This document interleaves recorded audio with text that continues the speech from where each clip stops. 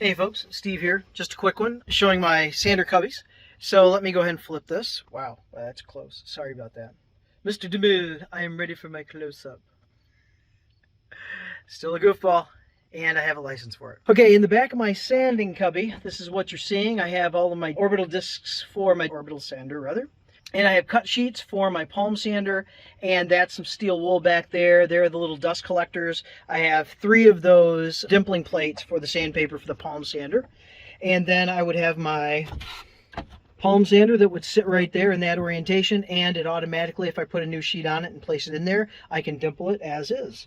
And then, so that's how they ride. I had just recently removed a corded palm sander, and I'll just go with the 2. I think we're good to go. And up here is one of my very few corded tools. It is a Makita belt sander. It's one of the larger ones. I think I gave about $300 for it brand new. And up here I have my, I guess they're 4x24, 120 grit all the way down to I think 40 grit.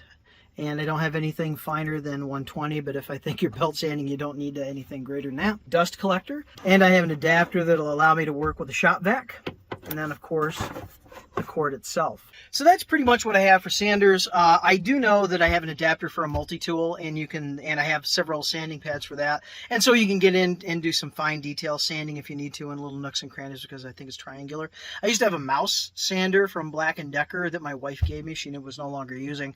I never used that. I never pulled it out. I always forgot I had it. It was tucked way in the back there, and just plainly forgot about it. Whether I could have used it or not, I never did. And able to accommodate in my cubbies that divider right there, which just literally slides in and out, so you can see that it's not held in there. And I'm out of some of my extra dividers, which are just 1/4-inch plywood, and I just made that so I could kind of use the vertical space for something that was smaller, that didn't take up a lot of vertical space, allowing me to actually, at one time I had not 3 sanders in there, but 4, 5, or 6 sanders in there when I had corded, cordless, and all this stuff. So it was really advantageous, and I'm loving that idea there. That's one of my small innovations to the Ron Polk system here that I have going on.